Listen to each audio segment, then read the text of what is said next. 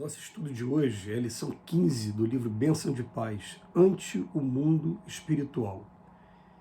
Que entesourem para si mesmos um bom fundamento para o futuro, para que possam alcançar a vida futura, a vida eterna.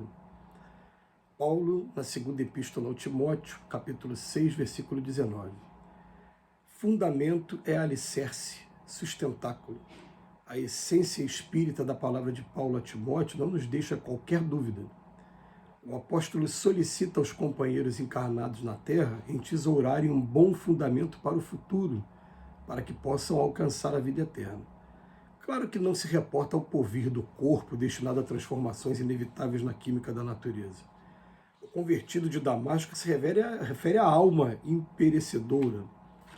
Em síntese, destaca a necessidade do máximo aproveitamento da reencarnação. Recorda aos homens que os obstáculos do mundo são recursos valiosos para o reajuste do espírito, que as provações na carne são agentes de purificação interior, que a convivência com aqueles que nos ferem ou caluniam é a oportunidade de exercitarmos humildade e que o contato de tentações é o processo de amealharmos experiência. Paulo quer dizer que a criatura humana, em se desvencilhando da armadura física pelo trânsito da morte, se aspira a conquistar os planos superiores no rumo da imortalidade vitoriosa, precisa transportar consigo as riquezas do espírito, auridas no estudo e no trabalho, no mérito das boas obras e no autoaprimoramento, de vez que, sem esses requisitos, conquanto desencarnada, permanecerá gravitando em torno das vicissitudes terrestres à espera de novas reencarnações.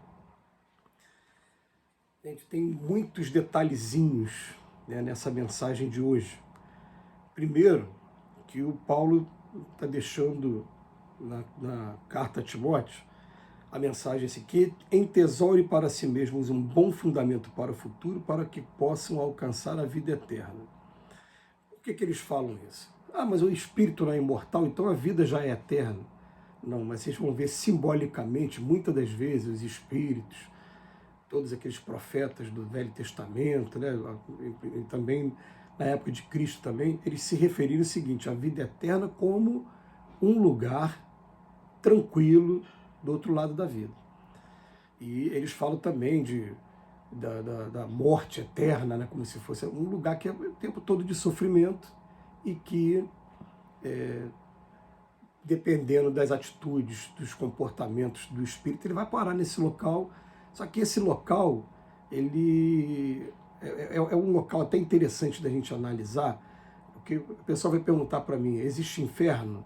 Eu vou falar, existe. São vários os relatos dos espíritos de que existe inferno. O inferno é eterno? Eu vou explicar, depende do ponto de vista. Se for do ponto de vista de que sempre vai existir inferno, eu vou dizer que ele é eterno, porque na pergunta 80 do Livro dos Espíritos, Allan Kardec faz uma pergunta para os espíritos assim, né? Deus sempre criou, a criação foi permanente ou só aconteceu num determinado momento? Fala, não, Deus nunca parou de criar espírito, tem espírito nascendo nesse momento. Se ele está nascendo nesse momento, ele está nascendo simples e ignorante, e conforme ele estiver no aprendizado dele, né, nas experiências dele, o que vai acontecer? Vai ter momentos em que ele vai estagiar nesses locais. Esses locais sempre existirão. Agora vamos refazer a pergunta. Nós ficamos eternamente nele? Não.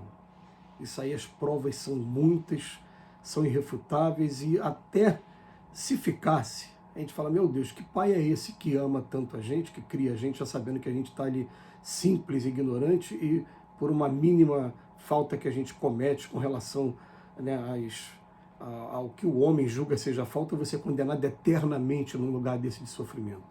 Não, não é por aí.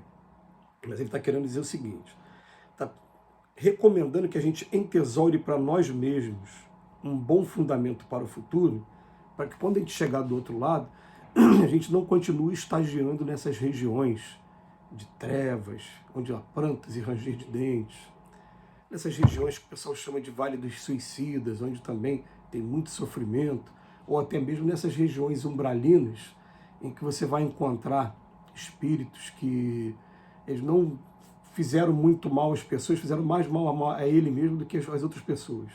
E também ficam também nessas regiões. Por isso que vem a mensagem de Paulo. Tá? Então, esclarecido esse primeiro ponto, Emmanuel vem trazer para a gente que a gente esteja o tempo todo buscando aproveitar o máximo das experiências que a gente está tendo aqui agora, na encarnação, para trazer luz para dentro da gente. Porque o que acontece, a gente não percebe agora, mas conforme a gente vai deixando de lado alguns preconceitos, a gente começa a aprender a amar as pessoas e respeitar as pessoas, cada uma dentro da sua cultura, dentro do seu processo evolutivo, a gente vai mudando a nossa coloração enquanto corpo espiritual que nós somos. Paulo de Tarso também fala do corpo espiritual nas cartas aos Coríntios, na segunda epístola aos Coríntios. Tá? Ele fala que uma coisa é o corpo aqui, mas nós temos um corpo lá do outro lado. Esse corpo do outro lado, ele vai se encher de luz à medida que eu conseguir trazer o Evangelho para dentro de mim e que eu conseguir me transformar realmente dentro do Evangelho do nosso Senhor Jesus.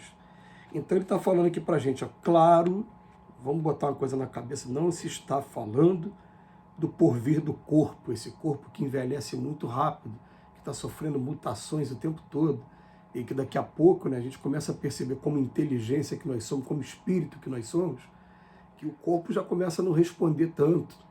E uma vez até eu perguntei para os espíritos assim, falei, mas por que a gente vai envelhecendo e o corpo vai ficando fragilizado? Eu falei, é para preparar vocês, porque daqui a pouco, quando vocês forem para o outro lado, não precisa mais de corpo, não. Você vai precisar disso aqui, ó, da mente, funcionando bem. Né? Então, ele não está falando do corpo, ele está falando, o convertido de Damasco está se referindo à alma imperecedora.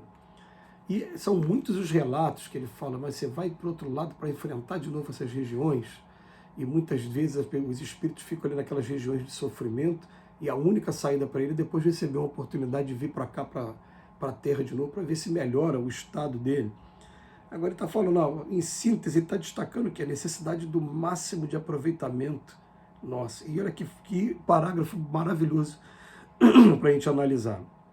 Recordam os homens que os obstáculos desse mundo são recursos valiosos para o reajuste do espírito. Em primeiro lugar. Em segundo lugar, que as provações da carne são agentes de purificação interior. Em terceiro lugar, que a convivência com aqueles que nos ferem ou caluniam é a oportunidade de exercitarmos humildade.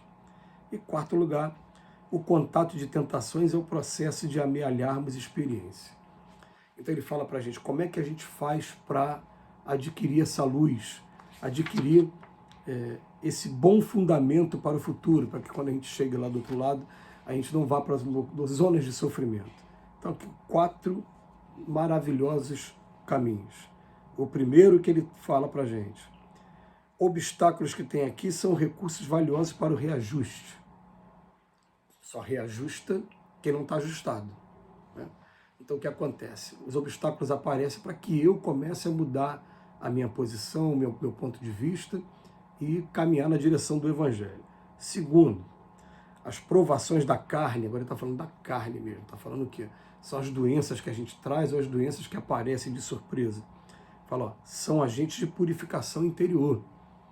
A gente está sempre falando, né, quando tem a oportunidade, do câncer tão temido. Câncer está purificando o corpo espiritual. Se apareceu um problema desse na gente, na nossa família, vamos incentivar para que a pessoa lute com todas as forças que tiver, faça todos os tratamentos que tiver, porque ele vai estar tratando do corpo e ao mesmo tempo tratando desse corpo espiritual. Quando chegar do outro lado, ou ele vai ter menos manchas, menos lesões, ou vai estar totalmente curado, dependendo da boa vontade que a gente tem no tratamento da doença. Depois ele fala, conviver com aqueles que nos ferem ou caluniam, oportunidade de exercitarmos humildade. Tá? Porque eu me lembro, por exemplo, no livro Obreiro da Vida Eterna, uma cena marcante que tem nesse livro.